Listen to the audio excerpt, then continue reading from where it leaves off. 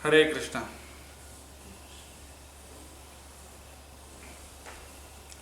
आज श्री जगन्नाथ रथ यात्रा महामहोत्सव उत्सव है। तो जगन्नाथ रथ यात्रा के बारे में थोड़ा जानने का कोशिश करेंगे। जगन्नाथ, सबसे पहले जगन्नाथ कौन है और इस रूप में क्यों आए हैं और उनका रथ यात्रा क्यों मनाते हैं, ये सब हम थोड़ा चर्चा करने का, समझने की कोशिश करेंगे। और दुर्भाग्यवश ये कुछ काल के प्रभाव से आज हम मतलब जगन्नाथपुरी में जो रथ यात्रा होना था सबके लिए, वो नहीं हो पा रहा है। और कई जगह जो उस दिन करते हैं रथ यात्रा, जगन्नाथ रथ यात्रा, वो सिर्फ कुछ भक्त लोग, पुजारी लोग वगैरह वही कर पा रहे हैं और बाकी लोग सिर्फ ऑनलाइन।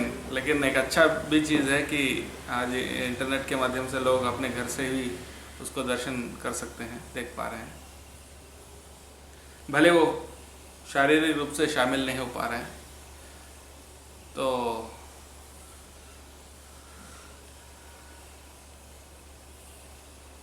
इसके लिए ये देखिए, ये तो सिर्फ काल का ही प्रभाव है, लेकिन हम जगन्नाथ स्वामी को प्रार्थना करेंगे कि ऐसा दुर्भाग्य फिर दोबारा ना आए और सब लोग जगन्नाथ रथ यात्रा में भाग ले सकें। सबसे पहले हम समझने का कोशिश करेंगे कि जगन्नाथ कौन है और जगन्नाथ का जो स्वरूप है, जो यहाँ आप देख सकते हैं,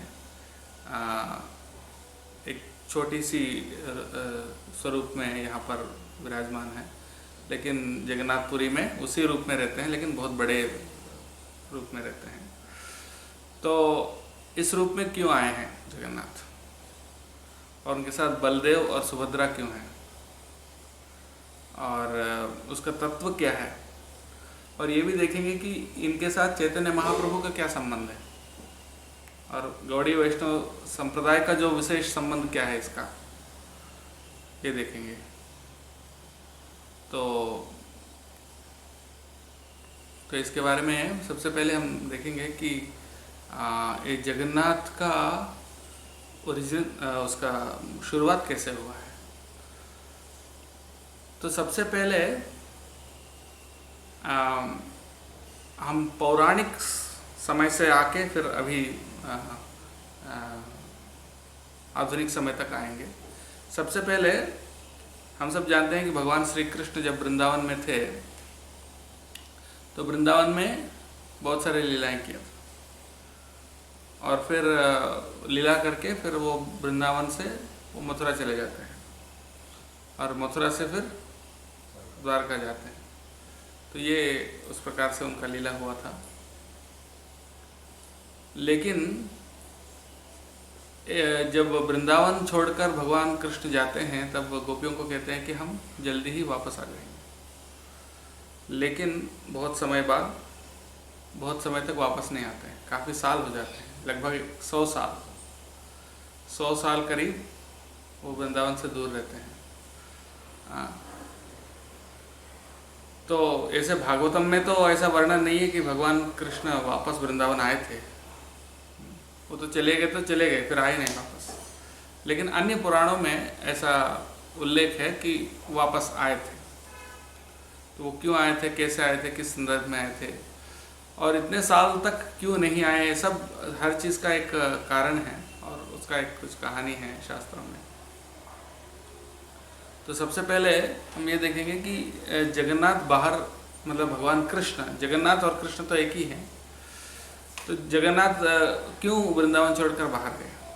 उसका कारण ये है कि जो ब्रजवासी हैं वो, उनका जो प्रेम है वो विशेष प्रकार का प्रेम है। उसमें दो प्रकार का है, एक संभोग है और एक विप्रलम्ब है। संभोग का मतलब जब भगवान के साथ में रहते हैं वो संभोग है, और जब भगवान से दूर रहते हैं तो विप्रलम्ब है। तो विप्रलम्ब जो रस है भक्ति में, ऐसा शास्त्रों के अनुसार संभोग से भी ज़्यादा मीठा होता है। यानी प्रेम का जो इंटेंसिटी, प्रेम की जो तीव्रता है वो विप्रलंभ में ज़्यादा रहता है संभोग के अपेक्षा। तो इसीलिए गोपियों का जो प्रेम है और जो ब्रजवासियों का प्रेम है उसको बढ़ाने के लिए भगवान ने वृंदावन से, ऐसा लगता है कि दूर है, लेकिन असल में भगवान कृष्ण जो है कभी भी वृंदावन छोड़कर नहीं जाते हैं।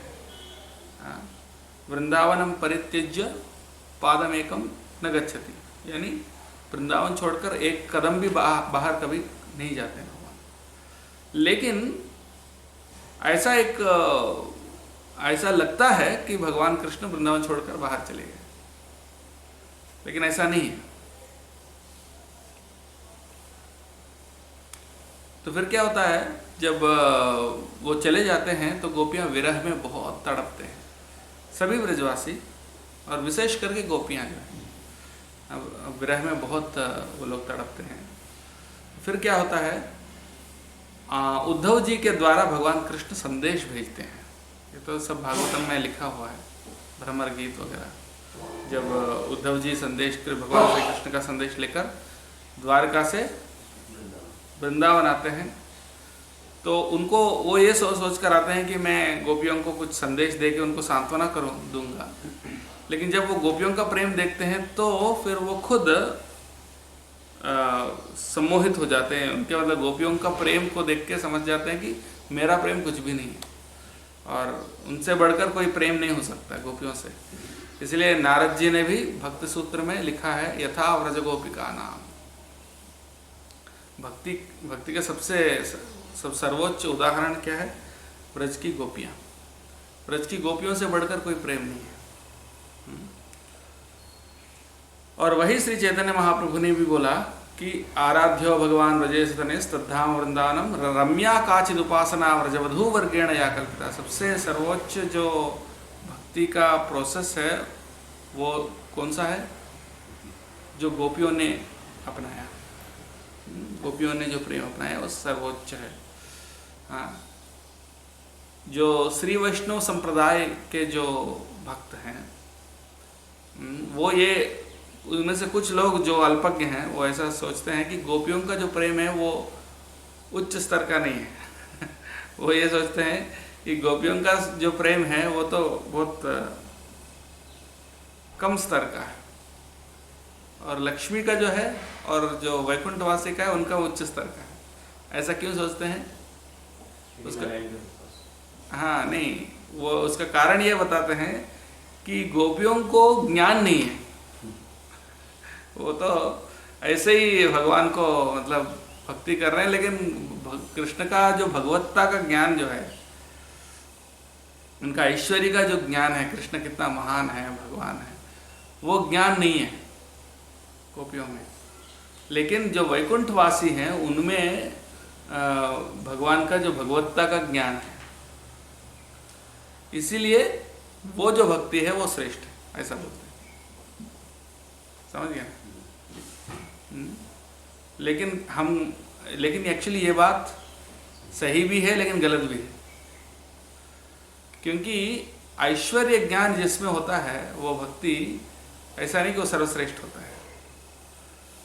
भगवान कृष्ण स्वयं बोलते हैं, जैसे दामोदर अष्टकम जब गाते हैं तो उसमें भी बताते हैं, इति दृक् स्वलीलाभिर आनंद कुंडे स्वघोषम निमज्जंतम आख्यापयंतम तदीयेषितज्ञेषु भक्तेर्जितत्वम। तदीयेषितज्ञेषु भक्तेर्जितत्वम यानी जो भगवान को भगवान के स्वरूप में जो जानते हैं, यानी भगवान की भगवत्ता, भगवान की जो ऐश्वर्य है उसको जो समझते हैं, उनको भगवान यह दिखा रहे हैं कि मैं उस ऐश्वर्य ज्ञान से मुझे कोई बांध नहीं सकता, मुझे कोई जीत नहीं सकता। लेकिन सिर्फ जो भक्ति है, प्रेममयी भक्ति है, उसी से मुझे जीत सकते हैं, जिसमें ऐश्वर्य ज्ञान नहीं होता है। ऐश्वर्य ज्ञान का मतलब क्या होता है कि भगवान के ऐश्वर्य, भगवान कितने महान है, भगवान के उस ज्ञान के बिना जो भक्ति होती है वो ज़्यादा मीठा है, वो ज़्यादा भगवान को पसंद है। क्योंकि उसका दूसरा कारण ये भी है कि ऐश्वर्य ज्ञान जो है वो जो है इस सृष्टि से संबंधित है, लेकिन जो भगवान का जो प्रेम है वो सृष्टि से परे है। जैसे फॉर एग्जाम्पल आप बोलते हैं ये कृष्ण कौन है, भगवान है, यानी परमेश्वर है। पर परमेश्वर किसका परमेश्वर है? इस दुनिया का परमेश्वर है। तो दुनिया से संबंध है उसका, भगवान है, परमात्मा है, ये सब चीज किससे संबंध है? इस दुनिया से संबंध है। लेकिन कृष्ण का जो लीलाएं हैं उस दुनिया से कोई लेने देना नहीं है। हाँ? तो कहने का मतलब यह है कि ऐश्वर्य ज्ञान जहां रहता है वो वहां पर भक्ति थोड़ा वीक हो जाता है। चैतन्य चरितामृत में भी बताया कि जहां ऐश्वर्य ज्ञान होता है वहां प्रेम संकुचित हो जाता है। हाँ? जैसे मान लीजिए अगर आप किसी का दोस्त है, बहुत क्लोज फ्रेंड है, लेकिन आपको अचानक पता चला कि आपका जो दोस्त है वो कोई मंत्री है, कोई बहुत बड़ा, कोई प्रधानमंत्री है, कोई राजा है, तो तब आपका दोस्ती क्या हो जाएगा? फिर इतना फ्रीली बात नहीं कर पाएंगे उसके साथ। पहले जो प्रेम था वो नहीं रह पाएगा, क्योंकि अभी आपके अंदर ऐश्वर्य ज्ञान आ गया। तो ऐश्वर्य ज्ञान जो है वो भक्ति को मतलब कम कर देता है, यानी उसको संकुचित कर देता है। तो इसलिए ऐश्वर्य ज्ञान के बिना जो भक्ति होता है वो शुद्ध भक्ति होता है, और वही गोपियों में है। और चैतन्य महाप्रभु का यही सिद्धांत है कि गोपियों से बढ़कर कोई भक्ति नहीं है, कोई उदाहरण नहीं है। लेकिन क्या है, चैतन्य महाप्रभु ने अपने ओन विचार दे दिए। हाँ, ऑफकोर्स चैतन्य महाप्रभु तो भगवान स्वयं है, लेकिन उसका और कोई प्रमाण है? जैसे क्या क्या चैतन्य महाप्रभु ने रामानंद राय को नहीं, वो तो चैतन्य महाप्रभु का ही पार्षद हो गया ना। चैतन्य महाप्रभु से पहले भागवत में तो चैतन्य महाप्रभु के बाद वो तो सनातन गोस्वामी ने लिखा। वो लीला तो नारद मुनि का है, वो तो पुराना है। नारद मुनि भक्ति की खोज में तो ठीक है, खैर वो तो अपनी लीला दर्शन करते हुए सनातन गोस्वामी ने लिखा है, वो तो ठीक है। चैतन्य महाप्रभु और उनके सारे पार्षद तो जरूर बताएंगे, लेकिन उससे पहले कहीं कोई प्रमाण है क्या उसका? कृष्ण की लीला में क्या? हाँ, भागवतम में ही प्रमाण है। जो उद्धव सबसे बड़े भक्त हैं, वृंदावन के बाहर बृहस्पति शिष्य हैं, सबसे बड़े भक्त हैं। और जहाँ तक कृष्ण भी उनसे एडवाइस मांगते थे कि कहाँ जाना है, क्या करना है। और वो जब वृंदावन गए थे उन्होंने क्या बोला? आसामहो चरण रेण जुषाम हम श्याम वृंदावन के गुलमलतौषधीनाम। मैं एक गुलमलता बनना चाहता हूँ वृंदावन में, ताकि गोपियों का चरण धूल मुझे प्राप्त कर सके। और क्या, और कोई प्रमाण है? सुखदेव गोस्वामी भी बताते हैं कि गोपियों की भक्ति सर्वोच्च है श्रीमद् भागवतम में। जो सुखदेव गोस्वामी कौन है? सुखदेव गोस्वामी इतने महान हैं कि सारे ऋषि मुनि, जहाँ तक इनके पिताजी वेदव्यास और नारद भी वहाँ बैठे थे भागवत सुनने उनसे। सारे ब्रह्मांड के सबसे बड़े बड़े ऋषि मुनि जितने हैं, प्रजापति और जो ब्रह्म मानस पुत्र जितने थे, वो भी वहाँ बैठ के भागवतम सुन रहे थे। उनमें से कोई भी नहीं बोला, लेकिन सुखदेव गोस्वामी को उन लोगों ने सेलेक्ट किया कि यही बता सकते हैं। और वो सुखदेव गोस्वामी बोल रहे हैं कि गोपियों से बढ़कर कुछ नहीं है। और भक्ति का जो अथॉरिटी कौन है? भक्ति का अथॉरिटी कौन है? अरे भक्ति सिखाने का, भक्ति का गुरु आचार्य कौन है? नारद मुनि। तो नारद मुनि अपने जो नारद भक्ति सूत्र है उसमें भी बता दिया, यथा व्रज गोपिका नाम। शुद्ध भक्ति कैसा होता है? व्रज गोपियों जैसे होता है, सबसे बेस्ट उदाहरण दे दिया। तो भक्ति का जो सबसे बड़े मास्टर है, यानी सबसे बड़े टीचर है हिस्ट्री में, वो नारद मुनि है। और वो नारद मुनि स्वयं भी एक्सेप्ट कर रहे हैं कि गोपियों का प्रेम सर्वोच्च है। तो इन सारे प्रमाणों से हम समझ सकते हैं गोपियों का प्रेम सर्वोच्च है। और उन गोपियों में से भी सबसे विशेष गोपी है, उनका नाम क्या है?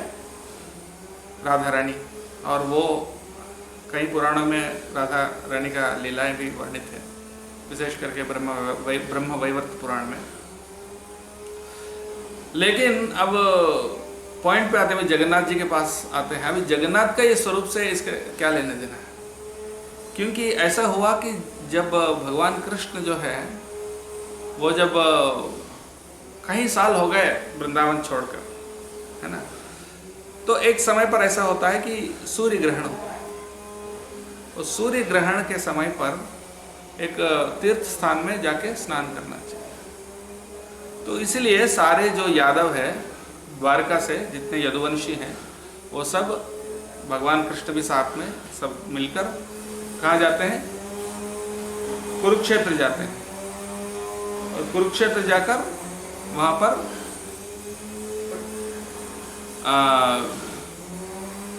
स्नान करने के लिए जाते हैं। तो कुरुक्षेत्र में स्नान करने के लिए जब जाते हैं तो वहाँ ये खबर मिलती है गोपियों को। जब गोपियों को ये खबर मिलती है तो सारी गोपियाँ और ब्रजवासी सब वहाँ आ जाते हैं कुरुक्षेत्र में भगवान कृष्ण से मिलने के लिए।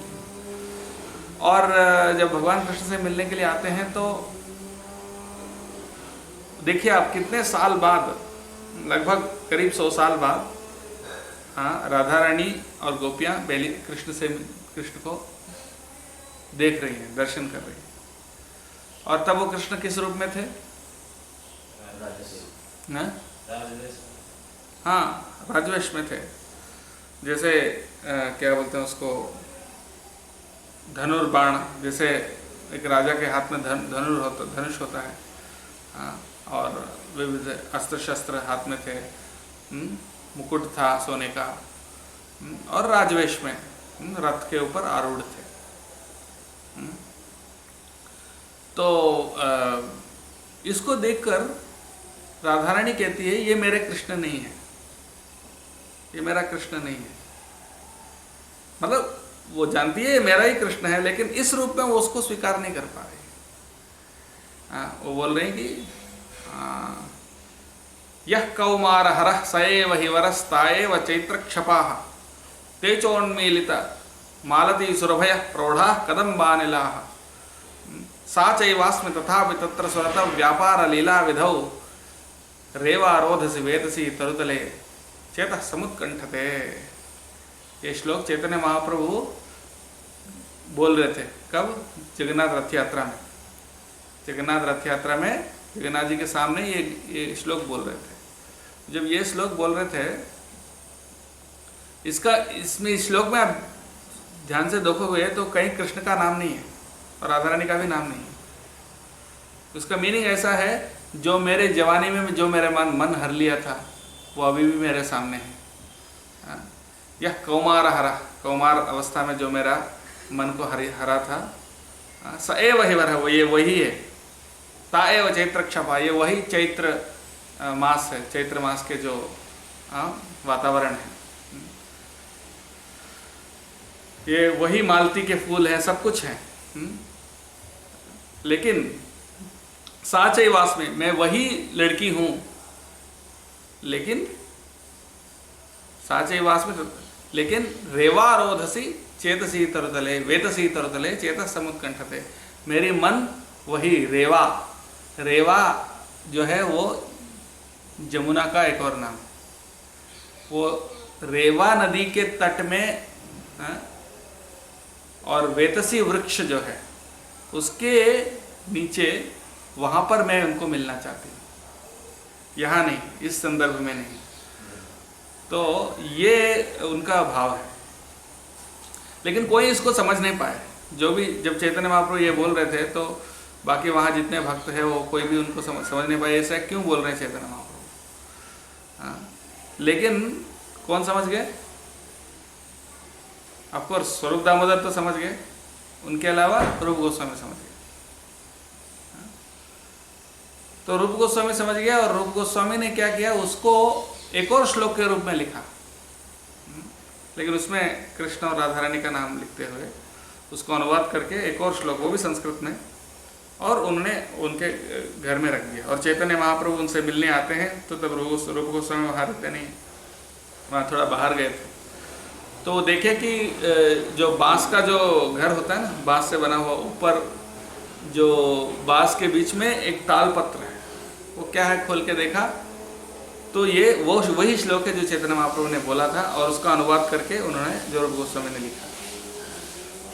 तो ये देख के चैतन्य महाप्रभु चौंक गए, देखो मेरा मन का भाव कोई नहीं समझ पाया, लेकिन ये कैसे समझ गया। हाँ? तो तब रूप गोस्वामी स्वरूप दामोदर गोस्वामी बोलते हैं आपने पूरा कृपा उनको दे दिया इसलिए वो समझ पाए।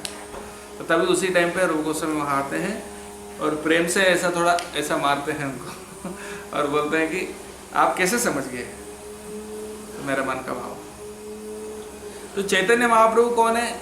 राधा रानी के भाव में, वो स्वयं कृष्ण है लेकिन राधा रानी के भाव में वो कृष्ण की भक्ति करते हैं। कृष्ण की तो जब राधा रानी पहली बार कृष्ण को देखती है 100 साल बाद कुरुक्षेत्र में, वही भाव से चैतन्य महाप्रभु जगन्नाथ को देख रहे थे रथ यात्रा में।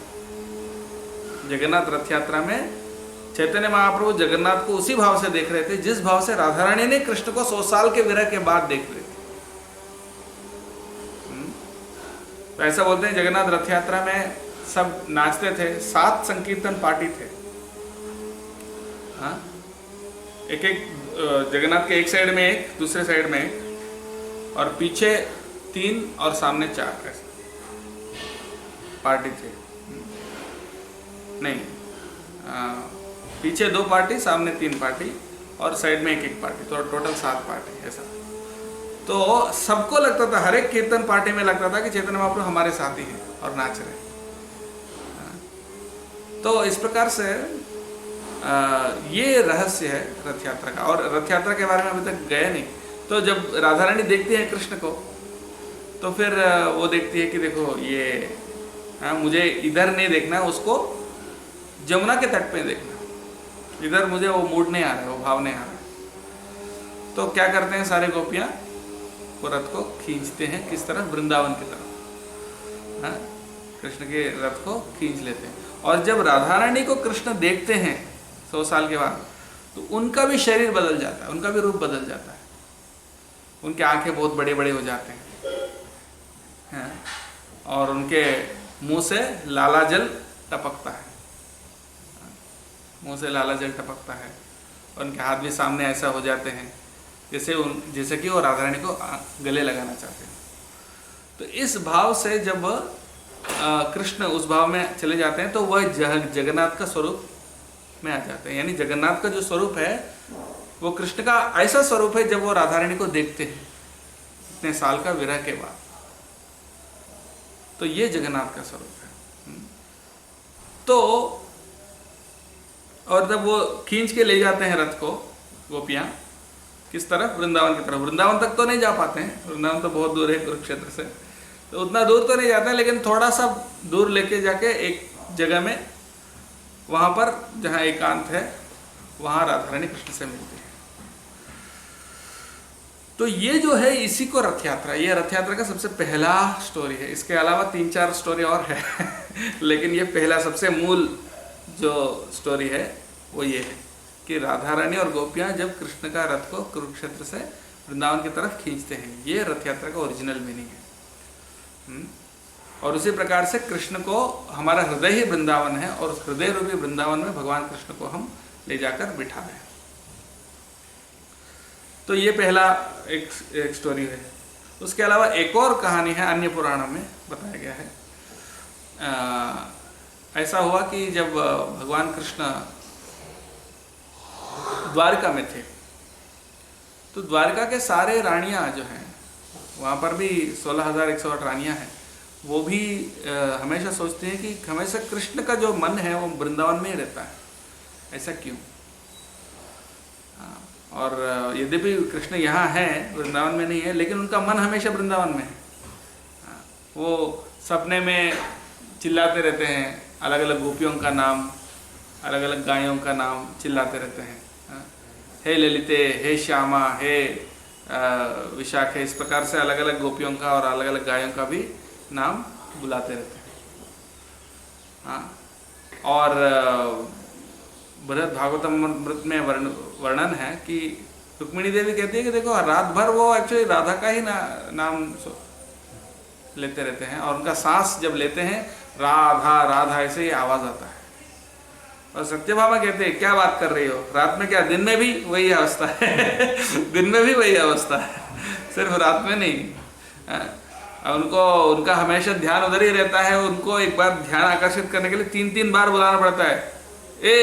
कृष्ण, ऐसा एक बार बुलाने से वो ध्यान नहीं देते, ऐसा सोचते रहते हैं। जो एब्सेंट माइंडेड रहते हैं ना, जो लव अफेयर में रहते हैं, तो उनको आसपास क्या चल रहा है पता नहीं चलता है, वो खोए खोए रहते हैं। 2 बार 3 बार 4 बार बुलाने से फिर हाँ हाँ क्या क्या ऐसा बोलता है। तो मतलब उन दिन में भी उनका मन उधर ही रहता है। तो क्या है वृंदावन के लीला का खासियत? और उनका इच्छा ये भी था कि कृष्ण का जो बचपन के लीला है वो नहीं देख पाए, क्योंकि तो रानियां हैं, कृष्ण को बचपन का लीला तो देख नहीं पाए। तो इसीलिए वो सुनना चाहते थे कृष्ण ने बचपन में क्या लीला किया, कैसे किया। तो लेकिन ऐसा कौन है जो बता सकता है? द्वारका में तो सिर्फ एक ही व्यक्ति है जो वृंदावन में भी कृष्ण के साथ थी, कृष्ण बलराम के साथ, और अभी द्वारका में भी। वो कौन है? वो है रोहिणी, जो बलराम जी की माता है। तो उनसे वो रिक्वेस्ट करती हैं कि आप हमको बताइए। तो बोलते हैं ठीक है, लेकिन कृष्ण का वृंदावन लीला इतने मधुर हैं, वैसे ही आप जैसा बोल रहे हो वैसे ही उनका मन हमेशा वृंदावन में रहता है। अगर वो लीला अगर कृष्ण के कान में आ गया तो फिर वो छोड़ेगा नहीं, फिर वो तो जाना ही पड़ेगा उसको। हाँ, तो इसलिए बहुत सावधान रहना, क्योंकि उनका कान में नहीं जाना चाहिए कि हम ये कथा कर रहे हैं, कृष्ण के बचपन की कथा। तो फिर बोले कि एक ऐसा एकांत स्थान चाहिए जहाँ कोई पुरुष प्रवेश नहीं कर सकता। तो वहाँ का एक गौशाला में आयोजित किया। सभी रानियाँ बैठी हैं, रोहिणी माता भी बैठी है, और कथा शुरू हो गया। और बाहर गेट में गेट कीपर के रूप में किसको बिठाया? सुभद्रा देवी को बिठाया कि आप कोई भी अंदर आएगा तो अंदर मत जाना देना, विशेष करके कृष्ण और बलराम को तो बिल्कुल आने नहीं देना, ऐसा करके। ठीक है, तो अंदर वो लीला चल रही है कथा, लेकिन सुभद्रा मैया को भी सुनने की इच्छा है, तो इसलिए बाहर से ऐसा सुन रही थी कि क्या लीला बोल रहे हैं। तो सुनते सुनते उनका भी आंखें बड़े हो गए थोड़ा ऐसा। इतने में थोड़ी देर बाद क्या हुआ, कृष्ण और बलराम उधर आए और तो अंदर जाने वाले थे। तो फिर सुभद्रा देवी ने क्या किया, अपने दोनों हाथ ऐसा कर लिए, रोकने के लिए, उनको अंदर जाने नहीं दिए। तो फिर वो अंदर जा तो नहीं पाए। फिर लेकिन वहाँ खड़े खड़े जैसे सुभद्रा को सुनाई दे रहे थे, उनको भी सुनाई दे रहे थे, वो भी सुन रहे थे अपनी लीला। और वो लीला सुन के फिर से उनके आंखें बड़े हो गए। और मतलब उनका स्वरूप ऐसा हो गया। और सुभद्रा देवी जो है तब वो लज्जित हो जाती है कि मैंने उनको दोनों को रोका है, ऐसा करके। लज्जित होने के, उनका लज्जा के कारण क्या हुआ, उनका दोनों हाथ अंदर चले गए, उनके शरीर के अंदर चले गए। इसलिए सुभद्रा देवी का हाथ नहीं दिखते हैं, वो अंदर चले गए। और उसी टाइम पे नारद मुनि वहाँ आते हैं, देखते हैं ये बहुत सुंदर स्वरूप में तीनों, कृष्ण बलराम और सुभद्रा। इतना अद्भुत स्वरूप है, इतना सुंदर स्वरूप है, हाँ, इसका क्या रहस्य है। तो फिर तब कृष्ण नारद जी को बोलते हैं कि नारद जी बोलते हैं कि इस स्वरूप में आप सभी भक्तों को दर्शन दें, ये मेरी इच्छा है। तो बोलते हैं ठीक है, कलयुग में इसी रूप में मैं दर्शन देता हूँ। ठीक है, तो ये स्टोरी नंबर 2 ये हो गया। अब स्टोरी नंबर 3 तो एक और स्टोरी है, ये भी भागवतम में ही है, पुराणों में है। जब इतने 100 साल के विरह के बाद, जब ये कथा के बाद में होता है, जब ये कथा मैंने जो बोला था ना, उसके बाद जब कृष्ण ये अपनी लीलाएं सुनते हैं तो अब तो रहा नहीं जाता उनसे, तब तो वृंदावन जाना चाहते हैं। अब तो वो एकदम मूर्छित हो जाते हैं कि गोपियों को याद करके फिर एकदम इतना मूर्छित हो जाते हैं कि उनको होश नहीं आता। तो फिर सब बताते हैं, सभी जो बड़ी गोपियाँ नहीं, बड़ी जो रानियाँ वगैरह, जैसे रोहिणी माता और देवकी और बाकी, वहाँ पर कंस की जो माता है उनका नाम क्या है, पद्मावती, वो भी वहाँ रहती है। वो सब डिस्कस करते हैं। कंस की माता पद्मावती तो कहती है गोपियों ने तो हमारा कृष्ण को बिगाड़ दिया, उनसे गोबर उठवाया, सारे गाय चरवाया, सारे काम करा दिया उनसे, और ठीक से देखभाल नहीं किया, ऐसा करके ब्रजवासी उनको निंदा करते हैं और सब सोचे ये तो पागल है, कुछ भी बोलती रहती है। तो इस तरह इनके बीच में चर्चा हो रही है। अभी कृष्ण तो मूर्छित हो गए, अब उनको कैसे होश में लाया जाए। तो फिर उसके लिए एक ही उपाय है, जब वो राधा रानी का आवाज़ सुनेगा तभी वो होश में आएगा। तो राधा रानी के पास मैं नहीं, वृंदावन ले जाना है उसको एक बार। तो लेकिन पहले जाके खबर देना चाहिए कि कृष्ण आ रहे हैं, क्योंकि वो ब्रजवासी सारे इतने शिथिल अवस्था में हैं वो कृष्ण के विरह में कि वो लोग अभी लगभग उनका जान चली गई, उनका जान चली गई तो लगभग ऑलमोस्ट मरे नहीं लेकिन लगभग मर गए जैसे स्थिति में।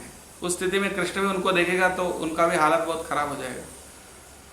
तो इसीलिए पहले से उनको खबर देना चाहिए कि कृष्ण आ रहे हैं। लेकिन कौन खबर देगा? बलराम जी ने बोला मैं जाऊंगा खबर दूंगा। हाँ, लेकिन बाकी लोगों ने कहा कि बलराम जी आप जाओगे तो आपको विश्वास नहीं करेंगे, क्योंकि आपने बहुत बार बोला कि आप आएंगे, आ रहे कृष्ण आ रहे हैं। तो ये तो आपने पहले भी कृष्ण ने बोला कोई विश्वास नहीं करेगा, ये तो होने वाला काम नहीं है, ऐसा लगेगा। तो तब सुभद्रा बोलती है कि मैं जाऊंगी, क्योंकि मैं लड़की हूँ। तो लड़कियां जो है, स्त्रियां जो होते हैं वो इतना कपट नहीं होते हैं, सरल होते हैं। तो मेरे ही बात पे ज़्यादा विश्वास करेंगे, इसलिए पहले मैं जाऊंगी। ऐसा करके पहले सुभद्रा का रथ, फिर बलदेव, फिर जगन्नाथ, कृष्ण, ये तीनों एक के पीछे जाते हैं। तो वहाँ पर मुलाकात होता है। ये भी एक रथ यात्रा है, एक ये भी कहानी है उसका। तो अब ये तीन पौराणिक कहानी होगी कृष्ण के समय पर जो हुए, पर उसके बाद की कहानी भी है। उसके बाद की कहानी जब जगन्नाथ स्वरूप में जब प्रकट हुए उसका कहानी तो काफ़ी लोग जानते हैं, फिर भी रिपीट करता हूँ। जब कृष्ण चले गए, यानी वो जो हंटर जो होता है ना, वो शिकारी, उसका जो बाण भगवान कृष्ण के पैर में लग जाता है तो फिर वो अंतर्ध्यान हो जाता है।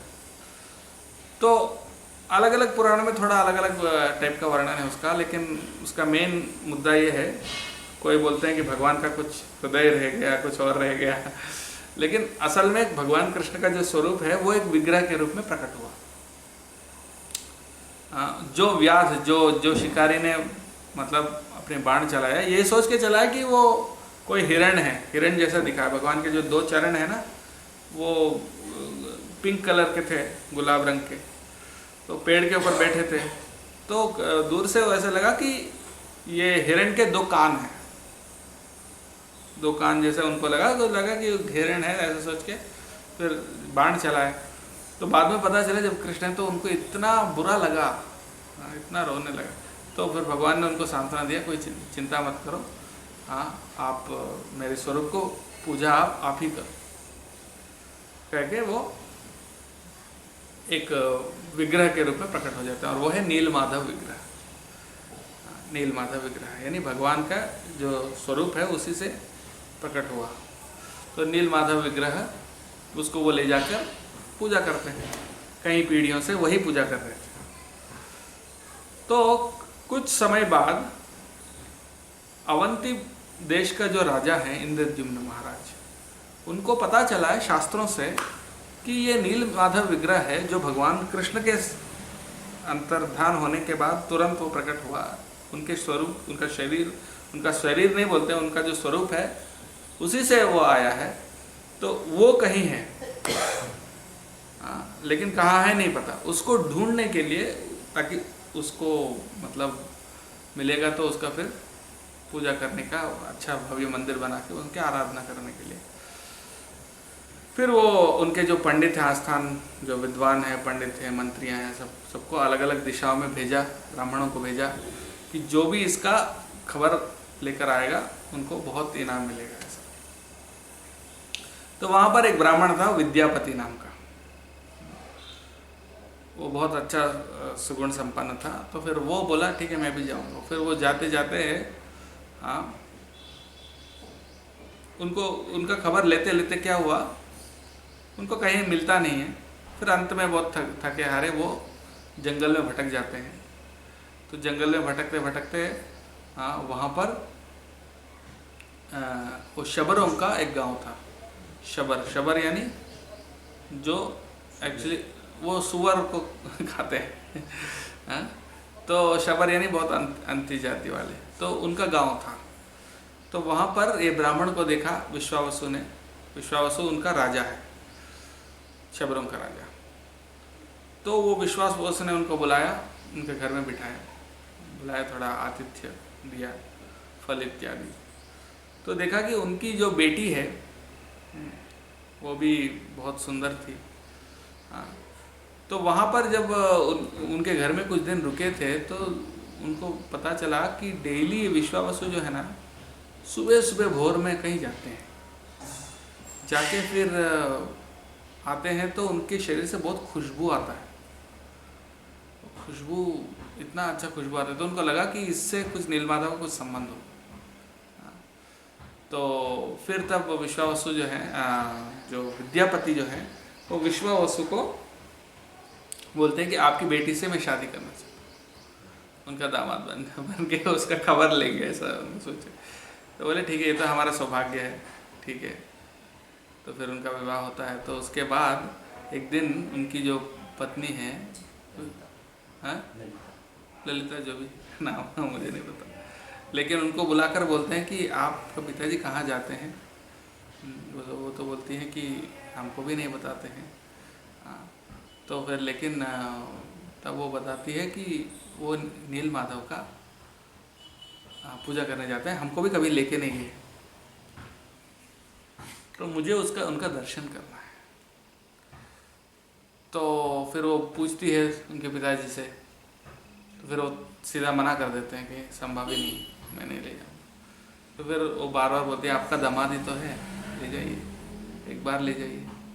तो फिर बहुत बोलने के बाद फिर वो बोला ठीक है, क्योंकि उनको डर है, क्योंकि असल में क्या है, भगवान का पूजा करने का शबरों का अधिकार नहीं है। मतलब उसके लिए अगर पता चला, राजा को पता चला, तो उनको दंड भी मिल सकता है, तो और उनकी सेवा छीना जाएगा उनसे।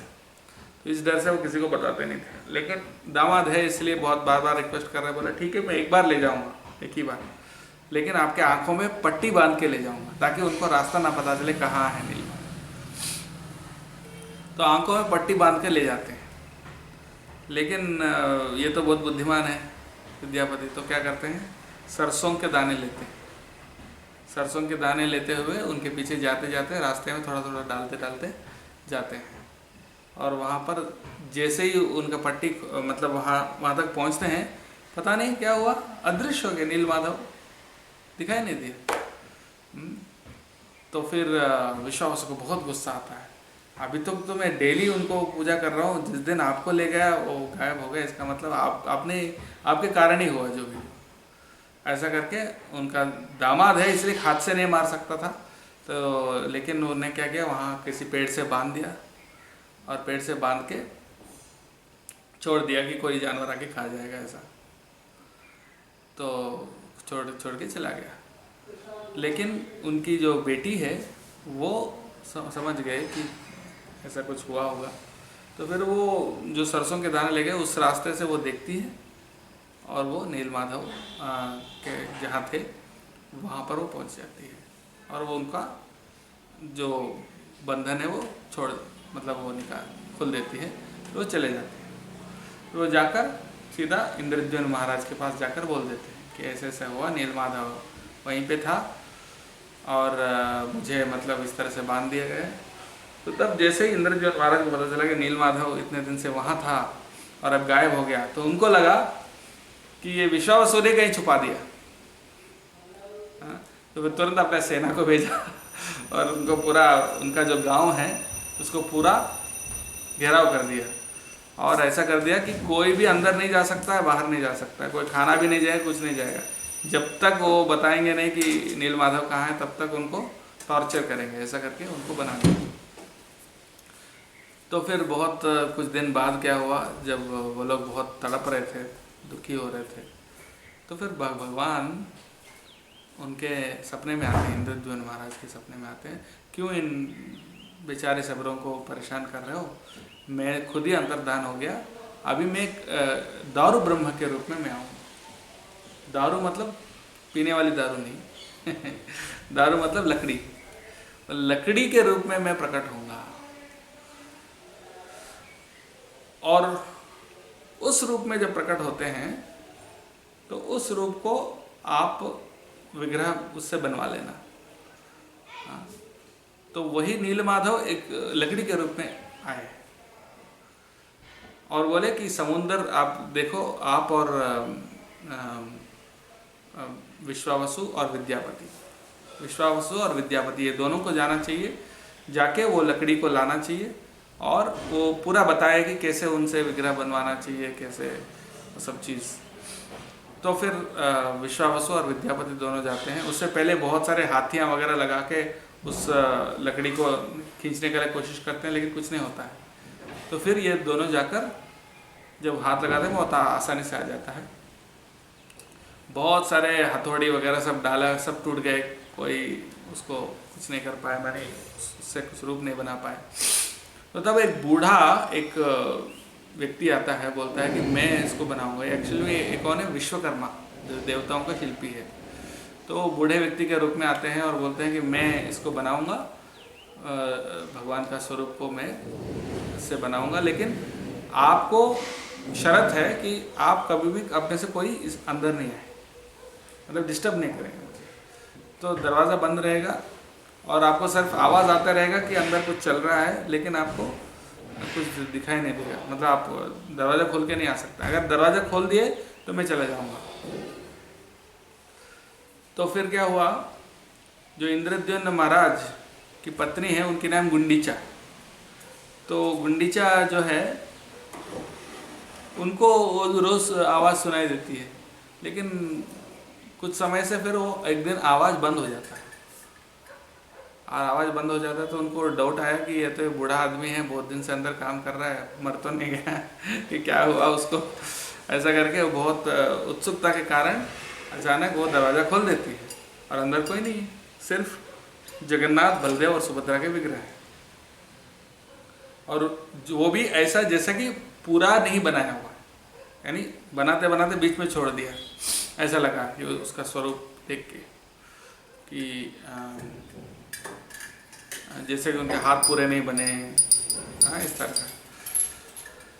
तो फिर ये देख के गुंडीचा बहुत दुखी हो जाती है कि देखो मैंने बेकार में मिस्त्री खोल दिया, पहले नहीं खोलना था। और इंद्रद्युम्न महाराज बहुत दुखी हो जाते हैं। फिर भगवान उनके सपने में आकर बोलते हैं ऐसा दुखी होने की कोई बात नहीं, इसी रूप में मैं आना चाहता हूँ कलयुग में, तो इसी स्वरूप को आप प्रतिष्ठा करो।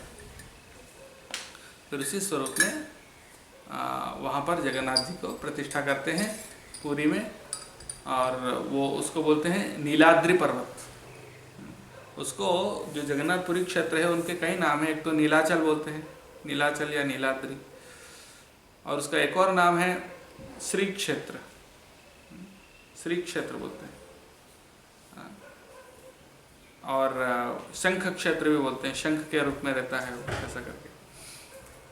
तो ये जो है जगन्नाथपुरी में तब से वो प्रथा आ रही है कि जगन्नाथ जी का जो पूजा है, और साल में एक बार वो बाहर जाकर दर्शन देते हैं सभी को, और इस उत्सव को रथ यात्रा बोलते हैं। और वो गुंडीचा माता का जो इंद्रद्युम्न की पत्नी रानी जो है, उनका जो घर है उसको गुंडीचा मंदिर बोलते हैं। और जगन्नाथ मंदिर से गुंडीचा मंदिर तक हर साल में वो ये रथ यात्रा का उत्सव होता है। और इससे संबंधित चैतन्य महाप्रभु के भी बहुत सारे लीलाएं हैं।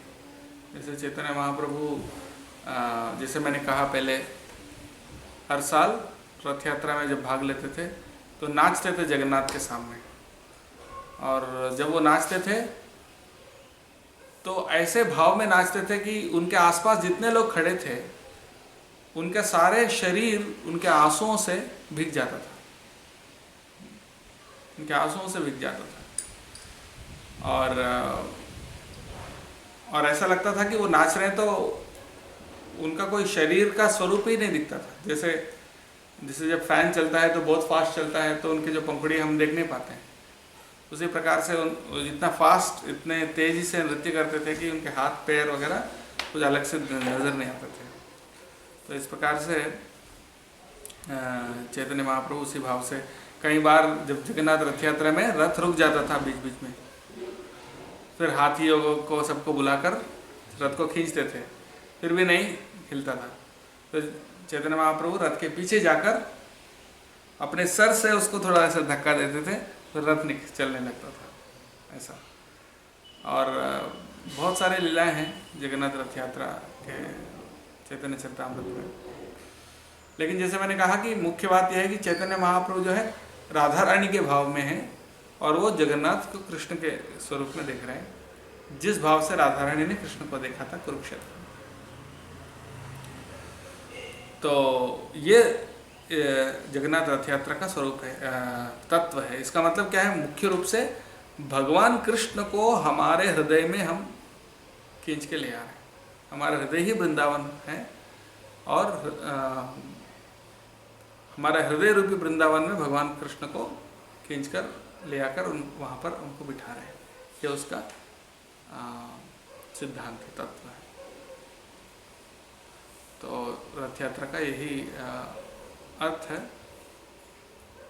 और जनरली जो भगवान के जो मंदिर हैं, उसमें भगवान का जो मूल विराट है वो बाहर नहीं जाता कभी। उत्सव विग्रह जाता है, जैसे दक्षिण भारत में आप देखेंगे तिरुपति वगैरह में, श्रीरंगम, वहाँ ब्रह्मोत्सव होता है। ब्रह्मोत्सव यानी जो उत्सव विग्रह है उनको बाहर लेके आते हैं, थोड़ा मंदिर के आसपास वो घूमते हैं। श्रीरंगम में भी होता है, तिरुपति में भी होता है। लेकिन जो मूल विराट है वो बाहर नहीं आता है। वो तो उसको बोलते हैं, वो तो हमेशा फिक्स्ड है, कभी हिलता नहीं है, एकदम एक ही जगह फिक्स्ड रहता है। जैसे तिरुपति बालाजी अपने जो मूल विग्रह देखा, वो उसी स्थान में रहता है, वो उसको कभी कोई हिल। छोटा जो विग्रह है वो उत्सव विग्रह जो है उसको प्रोसेशन में ले जाते हैं। लेकिन जगन्नाथ का ही ऐसा एक लीला है कि वो हर साल बाहर आकर भक्तों को दर्शन देते हैं, सभी भक्तों को रथ यात्रा के उत्सव में। और चैतन्य महाप्रभु रथ यात्रा से एक दिन पहले गुंडीचा मंदिर मार्जन करते थे, जिस यानी गुंडीचा मंदिर जहाँ पर जगन्नाथ आकर लगभग 7 दिन वहाँ रहते हैं, और 7 दिन बाद उल्टा रथ होता है, उल्टा रथ यात्रा, यानी गुंडीचा मंदिर से वापस जगन्नाथ रथ यात्रा, मतलब वापस जगन्नाथपुरी में। तो ये 7 दिन वहाँ रहेंगे, तो उससे पहले क्या करते थे? उस जगह को साफ करते थे रथ यात्रा से एक दिन पहले। इतने अच्छे साफ करते थे, वो भी चैतन्य चरितामृत में वर्णन है। हाँ, कैसे साफ करते थे। और उस दिनों तो नल वगैरह होते नहीं थे, तो मटकी में, घड़े में नदी से पानी भर के लेके आना पड़ता था, फिर उससे मतलब साफ करते थे ऐसा। और सभी भक्तों को सभी भक्त मिलकर उसको साफ करते थे, जैसा कल हमने यहाँ किया था। और सबसे ज़्यादा कचरा चैतन्य महाप्रभु ही उठाते थे, ऐसा कि सबका जितना, सब भक्त लोग मिलकर भी जितना कचरा निकालते थे, उससे ज़्यादा अकेले चैतन्य महाप्रभु, उससे भी ज़्यादा जो धूल है वो इकट्ठा करते थे। और सबको चैतन्य महाप्रभु ने एनकरेज किया कि सफाई करो। वो मतलब उस मंदिर का सफाई करना मतलब हमारा हृदय को साफ करना। भगवान का मंदिर को साफ करना मतलब हमारे हृदय को ही साफ करना। तो इसलिए रोज गुरुअष्टकम में भी गाते हैं क्या? श्री विग्रहाराधन नित्य नाना श्रृंगार तन मंदिर मार्जनादो युक्तस्य भक्तांश्च नियुंजतोपि। यानी श्रृंगार तन मंदिर मार्जन मतलब भगवान का मंदिर मार्जन भी गुरुदेव खुद करते हैं और दूसरों से भी कराते हैं। ऐसे गुरु को हम प्रणाम करते हैं। तो इस तरह से ये रथ यात्रा का विशेषता है। और भी कहने के लिए बहुत कुछ है। चैतन्य महाप्रभु जगन्नाथपुरी में क्यों रहे, और जगन्नाथ स्वरूप का और भी विशेषता के बारे में और भी बता सकते हैं। एक और कहानी मैं बता देता हूँ।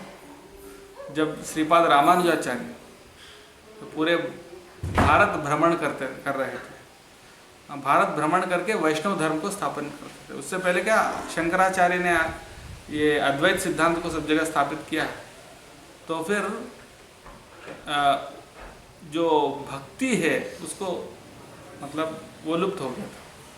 तो फिर उसको पूरा स्थापित करने के लिए, वैष्णव धर्म को स्थापित करने के लिए रामानुजाचार्य जो है वो पूरे भारत में भ्रमण करके वैष्णव धर्म को स्थापित कर रहे थे। तो ऐसा श्री वैष्णव संप्रदाय में बोलते हैं 108 दिव्य देशम, 108 दिव्य देश, यानी भगवान के जो धाम है 108 जगह पर है भारत में, ऐसा बोलते हैं। हाँ, तो उनमें से अधिकतर तो मोस्टली साउथ इंडिया में, दक्षिण भारत में है, और उत्तर भारत में 4-5 है, और उनमें से एक जगन्नाथपुरी में है, जगन्नाथपुरी है उनके हिसाब से। 108 दिव्य देशों में एक जगन्नाथपुरी है। तो सब जगह रामानुजाचार्य का प्रभाव इतना ज़्यादा हो गया, तो बड़े बड़े राजा महाराजा भी, वो लोग भी उनके गाइडेंस के अनुसार मंदिरों का जो पूजा वगैरह, पूजा विधान जो है उन्हीं के बताए हुए पंचरात्र जो आगम है, पंचरात्र आगम के अनुसार जैसा विधि होता है भगवान का पूजा करने के लिए, हम भी पंचरात्र आगम फॉलो करते हैं। तो वो शास्त्रों के अनुसार जैसे भगवान की पूजा करना चाहिए वो सारे विधि और नियम बताते हुए हर जगह पर भगवान की पूजा का सिस्टम स्थापित कर रहे थे। तो जब वो जगन्नाथपुरी आए थे रामानुजाचार्य, तो वहाँ का जो राजा थे उस टाइम पे पुरी का, वो भी उनको बोले थे कि आप यहाँ पर भी उसको स्थापित कीजिए, क्योंकि वो भी प्रभावित हो गए थे रामानुजाचार्य से। तो बोले ठीक है, कल से यहाँ का पूरा सिस्टम बदल जाएगा, कैसे भगवान का पूजा करेंगे, क्योंकि वहाँ पर जो पंडा थे वो तो ऐसे ही प्रेम से करते थे, इतना नियम फॉलो नहीं करते थे वो तो प्रेम से ऐसे ही भोग लगाया, उसका कोई सिस्टम इतना होता नहीं था। हाँ, तो फिर रामानुजाचार्य को लगा ये सही नहीं है, कल से पूरा सिस्टम यहाँ चेंज हो जाएगा। तो सभी पंडा लोग तो अभी क्या करेंगे, राजा का आज्ञा है, राजा का आज्ञा तो उल्लंघन नहीं कर सकते हैं। हम कितने पीढ़ियों से इनको पूजा कर रहे हैं, लेकिन अब ये आके इसको पूरा चेंज करना चाहते हैं, क्या किया जाए। लेकिन कुछ कर नहीं सकते थे। लेकिन क्या हुआ, तो रात को सो गए थे सब लोग, और अगले दिन सुबह उठ के रामानुजाचार्य पूरा सिस्टम बदलने वाले थे। तो अगले दिन सुबह वो रामानुजाचार्य उठे तो देखा था, कहाँ क्या देखा कि वो जगन्नाथपुरी में नहीं है, वो कहाँ थे, श्री कुर्म क्षेत्र, वो मेरा जन्म स्थान से पास में है, आंध्र प्रदेश में नॉर्थ ईस्ट श्रीकाकुलम डिस्ट्रिक्ट में है, उड़ीसा के बॉर्डर के पास। तो वहाँ कुर्म क्षेत्र है, पूरे भारत में एक ही कुर्म देव का एक ही मंदिर है, और वो भी 108 दिव्य देशम में एक है। तो वहाँ पर जो कुर्म देव का जो मंदिर है, वहाँ पर वो जगह, तो रात को वहाँ सोए, सुबह यहाँ पहुँच गए। कैसे?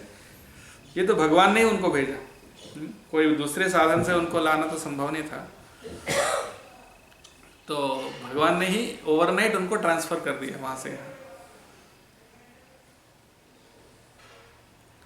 तो क्यों ऐसा किया? क्योंकि जगन्नाथ ये चाहते थे कि जिस भाव से वहाँ के जो पुजारी लोग पूजा कर रहे थे, उसी भाव में वो स्वीकार करना चाहते हैं। जगन्नाथ नियमों से ज़्यादा ये प्रेम को ज़्यादा पसंद करते हैं। जैसे मैंने बोला, ऐश्वर्य ज्ञान से जो भक्ति होता है वो इतना, उसमें प्रेम इतना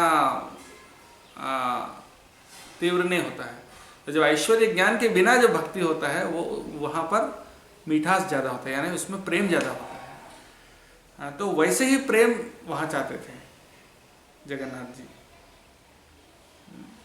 तो इसलिए वो ऐश्वर्य ज्ञान के साथ जो विधि नियम के अनुसार जो पूजा होता है, वो तो हर जगह उसी सिस्टम से करते हैं, लेकिन जगन्नाथ जी विशेष करके उस भाव से नहीं, बल्कि जो रागानुगा भाव, यानी जो राग से, प्रेम से जो भक्ति किया जाता है, नियम से ज़्यादा, नियमों के अपेक्षा प्रेम को ज़्यादा प्रधानता देते हैं। इसलिए जगन्नाथपुरी में आज भी वही सिस्टम चल रहा है जो पहले चलता था। तो ये कुछ कहानियाँ, और भी बहुत सारे लीला हैं जगन्नाथ जी का, बताने के लिए, लेकिन अभी तो संक्षिप्त में अभी यहीं पर विराम देते हैं। किसी का कोई प्रश्न है तो पूछ सकते हैं। हमारा जी इस्कॉन में भगवान का सेवा पूजा होता है, जो भगवान का बेटी को सजाते हैं, श्रृंगार करते हैं, तो कि वैसे भी प्रेम वृंदावन का जो रूप है वही आवश्यक या नहीं, क्योंकि भगवान का विग्रह अर्चन जो है ना हर जगह पर, वो ऐश्वर्य भाव में ही होना चाहिए। क्योंकि यहाँ पर हम उनको भगवान जैसा ट्रीट कर रहे हैं। ऐसा नहीं कि कोई रागानुगा भक्ति वही कर सकता है जो उसके लिए योग्य है। जैसे वृंदावन में तो कृष्ण को कोई भगवान नहीं मानते, उनको दोस्त के रूप में देखते हैं या कोई बच्चे के रूप में देखते हैं, प्रेमिक के रूप में देखते हैं। लेकिन अगर हम ऐसा करने लगेंगे भगवान के साथ, यानी मान लीजिए आप ऑल्टर में जाके सीधा भगवान के कंधे में हाथ रख के आप ऐसा नहीं कर सकते, फिर वो अपराध होगा। क्यों? क्योंकि हम उसके लिए योग्य नहीं हैं। तो इसीलिए सेवा जो है वो विधि के अनुसार ही होना चाहिए। हाँ, लेकिन वो करते करते क्या होगा, धीरे धीरे हमारा अंदर जो राग है वो डेवलप होगा, यानी भगवान के प्रति जो प्रेम है वो डेवलप होगा। लेकिन जब तक वो पूरा परिपक्व नहीं होगा तब तक हम उस भाव से नहीं कर सकते। हमको विधि मार्ग के अनुसार ही करना पड़ेगा। इसलिए हम जो है वो पंचरात्र विधि के अनुसार ही करते हैं। इस्कॉन में जगन्नाथपुरी में जैसा करते हैं वैसा नहीं करते हैं हम लोग। जो हाँ, रामानुजाचार्य का तो और भी ज़्यादा स्ट्रिक्ट है लेकिन हम जो हरिभक्ति विलास में जो सनातन गोस्वामी और गोपाल भट्ट गोस्वामी हरिभक्ति विलास में बताया कि क्या क्या नियम पालन करना चाहिए, उस हिसाब से हम करते हैं। मतलब वह भी पंचरात्र आगम है और जो रामानुजाचार्य का वो भी पंचरात्र आगम है।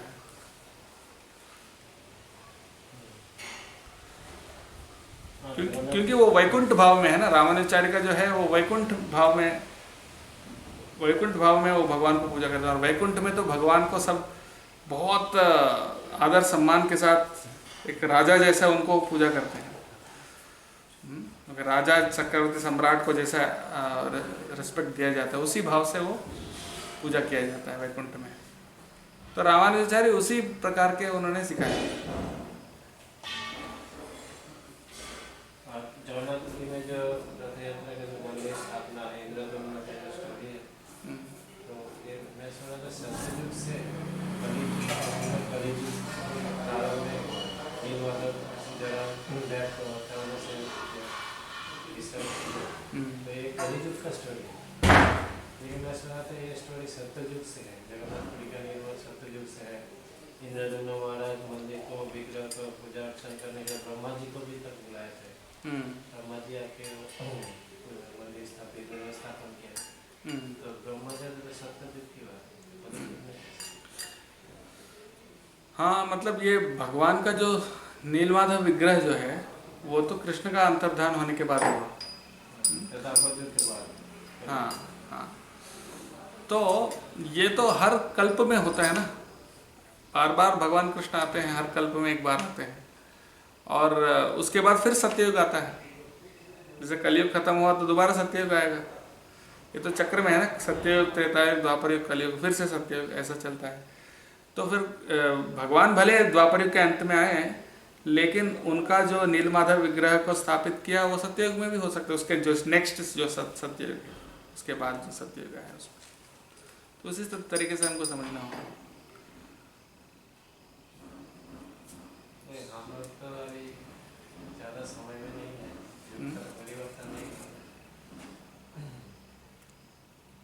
तो ये तो बहुत पहले ही हुआ, बहुत कल्पों से पहले भी हो सकता है। ऐसा नहीं कि अभी भी हुआ है, क्योंकि हम शास्त्रों का दोनों को बात को मानना पड़ेगा। एक तो ये है कि नीलमाधव विग्रह तो भगवान का जाने के बाद मिला था उस शिकारी को, याद है। और उसके बाद ये भी है कि ये सत्ययुग में हुआ, दोनों ही सही है। तो उसको एक ही तरीके से समन्वय कर सकते हैं कि ये कल्प भेद, यानी दूसरे कल्प में हुआ। और एक प्रश्न सुना था, ये भगवान का जो जरा जो हिरण का ये देखिए तीर को मारा था, ये जरा की पिछले जन्म में एक बाली था रामायण के समय में कि राम जी तो छुप के भी मारा था बाली को, तो उसका ऐसा कोई प्रमाण मैंने वैष्णव किसी मतलब लेक्चर में नहीं सुना, ऐसा इसका कोई प्रमाण मैंने नहीं सुना वाली था ऐसा। तो इसीलिए वो बाली एक जलाराम से आया था। नहीं, वो प्रामाणिक स्रोत से अगर सुनेंगे तब बता सकते हैं, प्रामाणिक स्रोत से नहीं सुनेंगे तो नहीं बता सकते।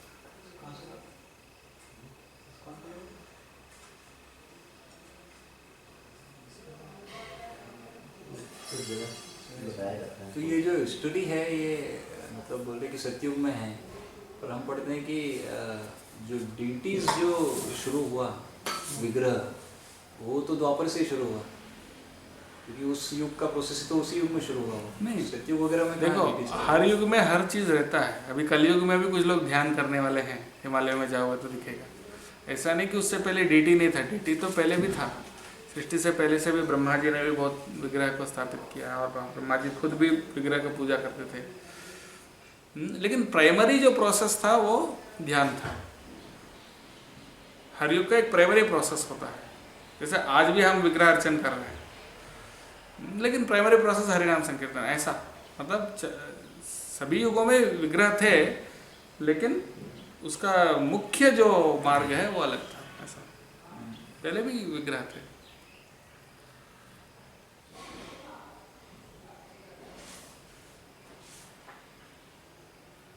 और ये स्नान यात्रा क्यों होता है जगन्नाथ जी का? जगन्नाथ जी का स्नान यात्रा क्योंकि उस दिन उनका जन्मदिन है। जगन्नाथ जी का जिस दिन प्रतिष्ठा किया है, जो प्रतिष्ठा किया, तो जब प्रतिष्ठा करते हैं तो अभिषेक करते हैं उसका। जब भी विग्रह का प्रतिष्ठा करते हैं उस दिन अभिषेक होता है। उसके जन्मदिन का दिन अभिषेक करते हैं ना, जैसे कृष्ण जन्माष्टमी का दिन हम अभिषेक करते हैं, उसी प्रकार से वो जगन्नाथ जी का जन्मदिन है, उस दिन अभिषेक किया और अभिषेक करते करते पानी ज़्यादा डाल दिया तो उनको सर्दी लग गया उसके बाद से 15 दिन तक। और वो उसमें उस सेंड क्यों लगा? वो अलग अलग वेश है, अलग अलग गजवेश, स्वर्णवेश, रजत वेश, अलग अलग। अक्षय तृतीया के समय से जो भगवान का गर्मी का मौसम होता है, चंदन का जो यात्रा होता है, तो चंदन को यात्रा को चंदन को प्रलेप को उठाने के लिए स्नान करता है।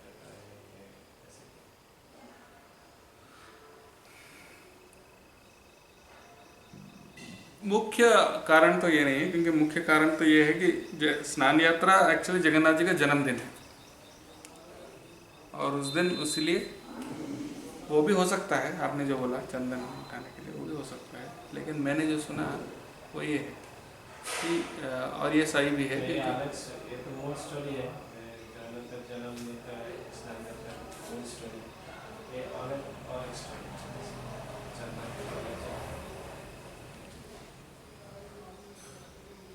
रथ यात्रा आज से शुरू होगा। और चंदन अगर निकालने के लिए तो 1-2 बार पानी डालने से हो जाता है, निकल जाएगा। तो उसको इतना देर अभिषेक करने की जरूरत नहीं पड़ता। वो मेन रीज़न मुझे नहीं लगता कि वो मेन रीज़न होगा, क्योंकि चंदन निकालना है तो चंदन तो निकल जाएगा आराम से पानी डाल के थोड़ा। लेकिन मेन बात यह है कि अभिषेक क्यों किया जाता है? अभिषेक पवित्र करने के लिए। अभिषेक यानी स्नान करते हैं। तो जन्म के बाद तो जनरली कोई मैल होता है ना, तो उसको निकालने के लिए स्नान करते हैं। कोई पूछते हैं भगवान का मैल कैसा हो सकता है?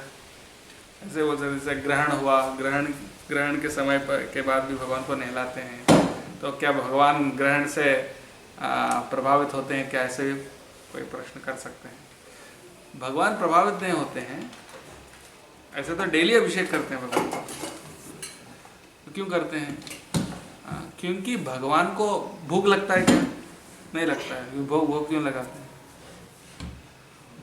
क्योंकि भगवान जब भगवान एक व्यक्ति के रूप में प्रकट हुए, व्यक्ति हैं और ऐसे व्यक्ति के रूप में प्रकट हुए जो हमारी सेवा लेने के लिए उस रूप में आए हैं ना। और जब हमारी सेवा लेने के लिए उस रूप में प्रकट हुए हैं, तो हमारे जैसे ही उनको हम अपने आप को कैसे ट्रीट करते हैं, भगवान को भी उसी प्रकार से हम ट्रीट करते हैं। जैसे हमको भूख लगता है तो खाते हैं, हाँ, रोज नहाते हैं, तो उसी प्रकार से भगवान को वो चीज़ हम समर्पित करते हैं, तो भगवान उसको स्वीकार भी करते हैं। तो भगवान को तो इस रूप में प्रकट होने की जरूरत ही नहीं, इसलिए प्रकट हुए हैं ताकि हमको सेवा करने का मौका देने के लिए। तो सेवा करने का मौका दे रहे हैं, ऐसा नहीं कि उसके बिना वो नहीं रह सकते, लेकिन अगर आपने बुलाया तो उनकी सेवा करना आपका जिम्मेदारी। आपने उनको बुलाया, प्रतिष्ठा किया, तो आप जब बुलाते हो बड़े आदमी फिर भी आया है कृपा करके, मान लीजिए देश का प्रधानमंत्री या मुख्यमंत्री को आप बुलाते हैं मंदिर में, आना मुश्किल है फिर भी आते हैं, तो तब हम उनको स्पेशली ट्रीट करते हैं। उसी प्रकार से भगवान कृपा करके आए हैं तो हमको उनको अच्छे से सेवा करना चाहिए। ठीक है, और कोई प्रश्न? चैतन्य बाबू की जगन्नाथपुरी को सिलेक्ट किया नहीं। हाँ, वो तो बहुत लंबा कहानी है, उसमें जाएंगे तो बहुत टाइम लगेगा। एक बात तो जानता हूँ कि माता जी का आदेश था। माता जी का आदेश था, वो तो पास में रहो, वो तो एक बहिरंग कारण है, लेकिन उसका अंतरंग कारण है क्योंकि वही बताया ना, वो राधा रानी के भाव में है चैतन्य महाप्रभु, और जगन्नाथ तो कृष्ण है जो राधा रानी को देखते हैं, और चैतन्य महाप्रभु राधा रानी है जो कृष्ण को देखते हैं, तो वो कॉम्बिनेशन है इसलिए।